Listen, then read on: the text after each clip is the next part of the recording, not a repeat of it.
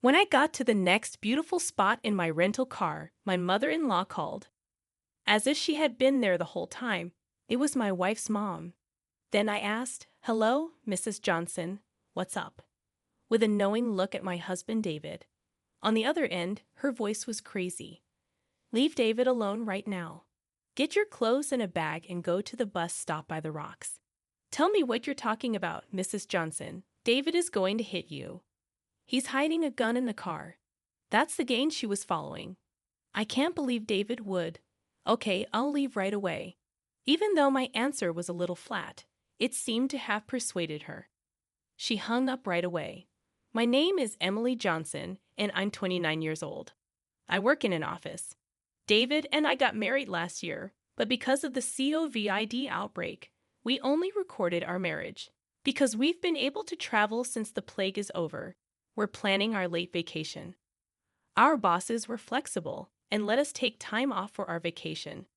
We picked a national park because we wanted to take lots of pictures, even though we haven't been married in a while. David likes to edit videos for fun, while I like to take pictures of landscapes. We've even talked about making a YouTube account just for landscape movies. Since we got married, our life has been quiet but happy, but there has been one worry. Mrs. Johnson, David's mom. Her son David has always made her happy.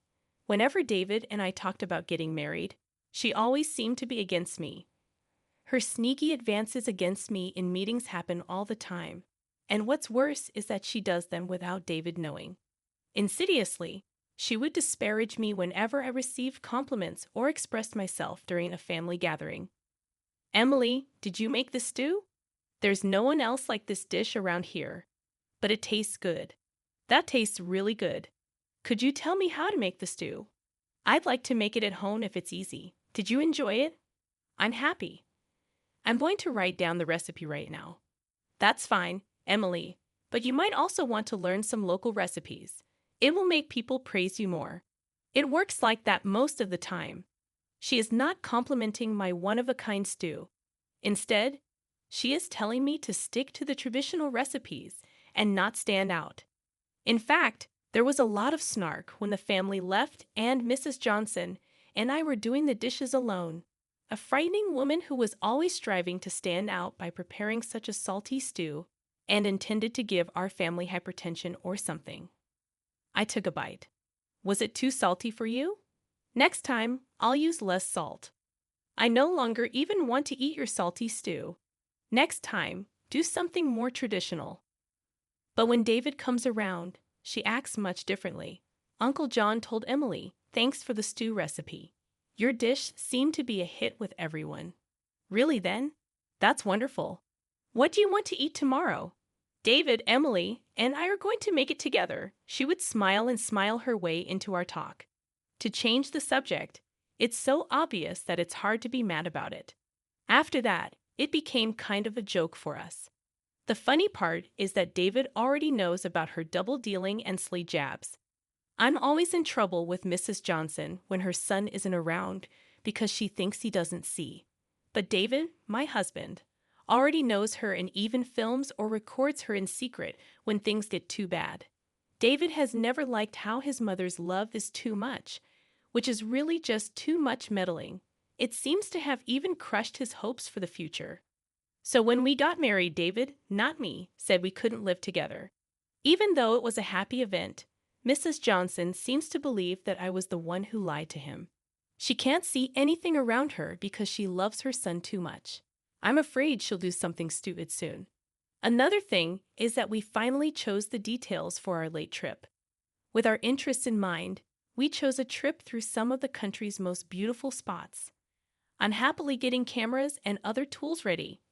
David is also getting a smartphone to record movies that doesn't have a SIM card. That's why we packed a bag with clothes and toiletries. On this trip, we'll be able to see mountains and drops. I want to take beautiful pictures, so we need to check the weather forecast too. That's right. Misty and beautiful landscapes are hard to describe, but I really hope it's sunny today. As we continued to get ready, we laughed together. But Mrs. Johnson still gets in the way, even now. That was a call. Like I said, it's Mrs. Johnson.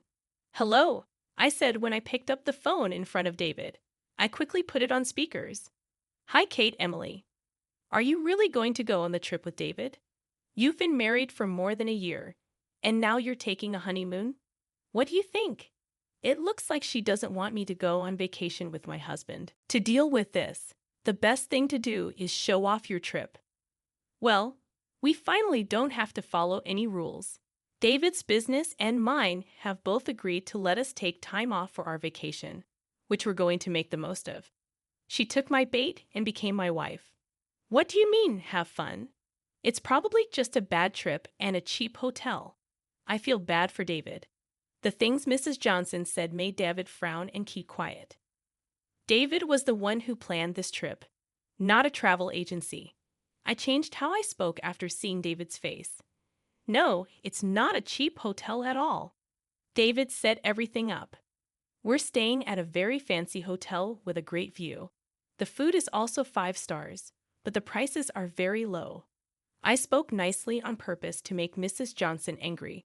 I'm always getting picked on, and this time she was making fun of the trip that David planned. A really high-end hotel. Why do you want to go with David? I want to go on that trip. David would want to show me how thankful he is for his family. After hearing about the very fancy hotel, she couldn't keep quiet. Now she's saying she wants to go on the trip herself. This is not the kind of honeymoon that a mother would crash. It's not going to happen. It's rude to step in on your son and daughter-in-law's long-awaited vacation. We'll make sure you have a souvenir. Saying goodbye, I hung up the phone, picturing Mrs. Johnson's angry face. I laughed meanly, and when I hung up, David had his head held up in front of me. I'm sorry about my mom, Emily. She tried to ruin our holiday, which I can't believe. She probably just wanted to express her deep affection for her son, she explained. Don't be worried about it. There was a hint of worry in my voice as I smiled at David, because I was so angry at her. I beat her at her own game, but I might have failed. What would happen if Mrs. Johnson got really excited about our vacation and started bothering us? This fear of mine turned out to be right in the end. From that point on until the trip left, Mrs. Johnson didn't say a word, not even a call. I thought she would tell David bad things about me. That also didn't happen. Even though her quiet scared me, we went on our getaway as planned. David's choice of beautiful places worked out perfectly, and I was happy with the whole thing.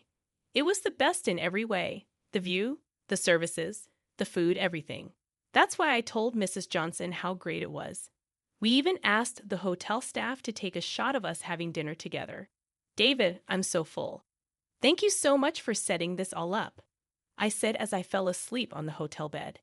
It felt so soft and cozy on the bed. David, my husband, was very happy to see me rolling around in bed. He said, I'm glad you like it. Let's go to the spa after you've had a chance to rest. I'll look at the pictures and movies we took today while we wait. The health spa.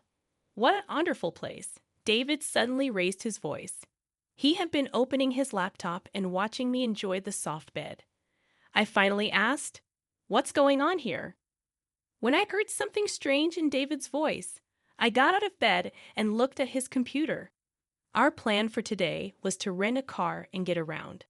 We parked the rental car and took pictures and movies at every beautiful place we went. In some places, you could see the rental car in the background.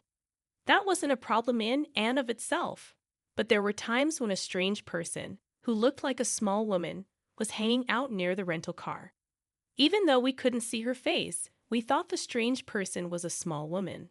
The suspect was opening the car door every once in a while. Oh, look at this. Because we were only there for a short time, we didn't lock the car, David said in a low voice through the screen. I knew what kind of hat the suspicious person was wearing. Hey, this hat. Doesn't Mrs. Johnson have one like this? When I said, yes, Mrs. Johnson has a similar hat, David's face went pale. That's correct. This is my mom's hat. David and I looked at the computer screen with wide eyes. The person who seemed sketchy was putting something black into the rental car. They looked like Mrs. Johnson. She looked like she was taking something out of the trip bag that she had left in the rental car. Then, after some time, the strange person left without taking anything. Something was put in the bag for the trip. I quickly threw it out. It had a strange weight to it. I didn't notice the change in weight because the bellman carried it for us when we got to the hotel. It was a bag with clothes and toiletries in it, but nothing important. It looked like nothing was stolen. After that, a strange thing came out of the bottom of the bag. What came out shocked David and me. What is this? You're kidding me. We were both very tired when we left the hotel the next morning. Because of the amazing thing that came out of the bag the day before, we were very busy. The phone almost always rang at the exact moment we got to the next beautiful spot in the rental car. It came from Mrs. Johnson. David was on the phone, so I told him to pick up. Hello, Mrs. Johnson, what's going on? The person on the other end of the phone from Mrs. Johnson sounded very upset. Get away from my kid right now. Get the bag with extra clothes in it and go to the Cape's bus stop. How does she know there's a bus stop close to the Cape where we're on vacation? What about our luggage? How does she know about things like the bag with the extra clothes? She called at just the right time, so I think she's probably hiding and watching somewhere. There were a lot of confusing parts of the call, so I asked Mrs. Johnson for a reason. Tell me what you're talking about, Mrs. Johnson. David is getting ready to attack you? He has a gun hidden in the car. Oh, I see. That's the case. I pretended to follow Mrs. Johnson's lead. Even though I already knew everything, it's not possible. David is hitting me. Okay, I get it. I'm leaving now. Even though my answer was a little stiff, I think I was able to trick Mrs. Johnson. Mrs. Johnson hung up right away. I waved to David, who was driving, and then took the bag and went to the bus stop. I didn't forget to act scared, of course. After that, I called the cops. After about 5 minutes, I got to the Cape's bus stop, where an investigator in an unmarked police car met me. Well, yesterday's prediction came true. The agent looked upset and said, I never thought you'd really call it in. I'm truly sorry that I took part in this joke. Please come with me. I think David should have caught Mrs. Johnson by now. As I drove back to the rental car, the investigator followed me in his plainclothes car. Yes, I could hear Mrs. Johnson's words from where we parked the rental car. Hey, David, how did you know where I was? It looked like Mrs. Johnson had no idea that her evil plan would be found out ahead of time. My husband found her hiding in the shade of a gazebo in the parking lot and caught her. Not right now. Today, I won't forgive you. Mrs. Johnson was scared by the way her husband looked like a demon. She was even more shocked when she saw me come back with the detective. As Mrs. Johnson had planned, I had a travel bag in my hand. The moment Mrs. Johnson saw it, she yelled, Officer, arrest that woman right away. There's a gun in that bag, she says. She wants to use it to kill my son. Mrs. Johnson yelled at me in that manner, displaying a proud expression as she did so. I stood still in front of Mrs. Johnson and dumped the bag's contents on the ground. The pants were wrapped up in a small bag so that the men wouldn't be able to see them. While Mrs. Johnson looked for something, she couldn't find it. What? Where is the gun? It should be there since I put it there yesterday. Is this the gun you are looking for? The detective showed Mrs. Johnson a picture. It was a picture of a hunting gun put in a plastic bag. Upon seeing the picture the detective showed, Mrs. Johnson's face went pale.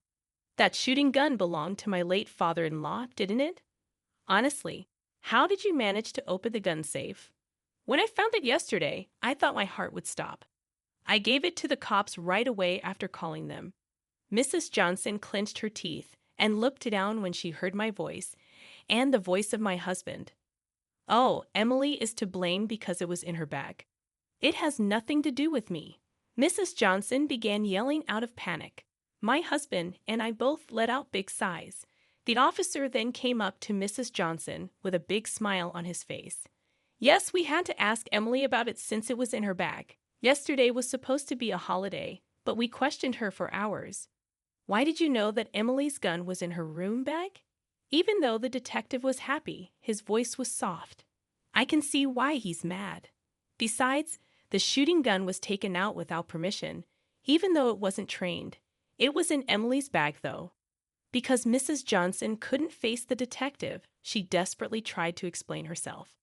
Oh, so you saw Emily's travel preparations, but you and Emily's family are separated, aren't you? Of course, we're separated, and we haven't let her into our house for a year. When that was said, Mrs. Johnson yelled back, "Don't speak out of turn." The police officer pressed Mrs. Johnson even more. "Oh no, were you watching Emily's house? No, that's not a good thing to do. You need to go to the station with us." Mr. Johnson freaked out when she heard the detective's line, which sounded like it came straight from a police show. "No, I wasn't spying. So you can't take me against my will. I put that gun in there." Oh, she told everyone on her own. Well, I had already said it earlier when I turned the bat inside out. Before this, the detective had been happy, but now he wasn't. All right, a confession. You'll be coming with us on your own because you broke the gun rule. Mrs. Johnson was shocked when the detective spoke. What? Why? Didn't I say I wasn't spying? When Mrs. Johnson spoke out against it, her son got very angry. It makes sense, Mom. The gun your dad gave you was yours, but you don't have a shooting license. There would be no problem if the father-in-law, who had a shooting license, carried it properly for the right reason. You can't take it out of the gun safe because you don't have a shooting license. Mrs. Johnson didn't seem to know anything about gun rules or how to handle guns.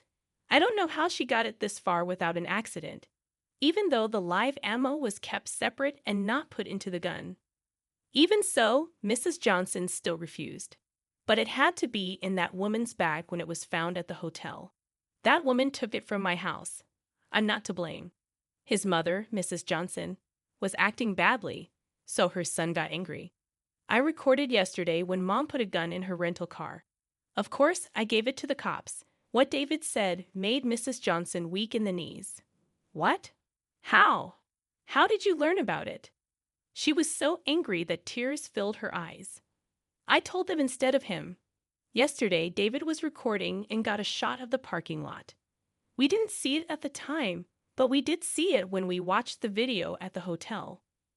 Mrs. Johnson could no longer disagree with what I said. At this point, the officer told Mrs. Johnson, who was shocked, "Now, Mrs. Kate Johnson, we'd like you to come with us to the station because we think you broke gun laws." When David said those words, Mrs. Johnson's face turned sad. "Why, David? Why is that woman better than me? Are you leaving your mom?" The detective pushed Mrs. Johnson, who was yelling, into the empty police car. "You might not want to make a fuss. When I called the house yesterday to check the gun's serial number, your son's grandma, who I think is an old woman, was very angry. As soon as the agent said that, Mrs. Johnson calmed down. That grandmother is David's grandmother. She is old, but she is still healthy and doesn't show any signs of dementia. She's pretty much in charge of the Johnson family. At this point, Mrs. Johnson is completely giving in to her. She's the head of the family, but she's not mean to other people. When I go to see my in-laws, she's always so happy to see me and calls me Emily dear. She is nice. But Mrs. Johnson has to do her jobs the right way. Her own room and bathroom were taken care of by her. What made her so mad must have been pretty tough. I said under my breath. The detective told me, "It looks like your husband's grandmother has been keeping the shooting gun as a keepsake since your father-in-law died. But the other day, the box with the memory in it was broken into. When they found out that, it caused the current fuss. Her anger was unbearable. I see. To get the key, Mrs. Johnson must have searched her whole room. I told her it's easy to see how angry she would be that her son's keepsake was broken. After handing over the rifle at the station, I asked to take a picture of it for her so she could at least keep a photograph as a memento," I said. My husband's grandmother was mean to Mrs. Johnson. She had cried and said sorry to me and David. A family member who went to pick her up said that she yelled at Mrs. Johnson in a way that could be heard all over the neighborhood for more than 30 minutes. Oh, your grandmother really does get that mad. That's why Mom always did what Grandma said. Now everyone in the neighborhood knows what Mom did wrong, I said. Yes, thanks to his grandma's lecture, the incident became widely known, and Mrs. Johnson could no longer walk the streets. When his grandmother found out that David had broken up with her, she got permission from the police station and the prosecutor's office to send Mrs. Johnson to a farm run by a relative in the Nebraska mountains, in an area that looks like a basin. She could come back, but it would take 3 hours to get here by car. She was working so hard on the farm that she couldn't possibly get away. After some time, it turned out that I was pregnant. The family, my husband, and his grandma were all very happy. His grandmother was already excited about having a great-grandchild and started to work on making her legs stronger. My husband and her are going to fight to see who can take the baby for walks in the pram. I hope she doesn't drop the great-grandchild while holding it. She has also begun to improve the strength of her upper body. It's nice to see her getting her mood back. She was really down because of Mrs. Johnson's fuss. My husband and I are getting all of the baby stuff together today. I'd like to live with your grandmother if it's possible. She's really excited about it, and it looks like she'll live a long time following the birth, taking care of the child with grandma. I told him, we'll figure it out some way. Well, if she lives longer, I'll be happy to. My husband said, I'll talk to grandma about it. I took out the camera. I rubbed my belly and said, when the baby is born, I'm going to take lots of pictures of the baby, my husband, his grandmother, and the rest of the family.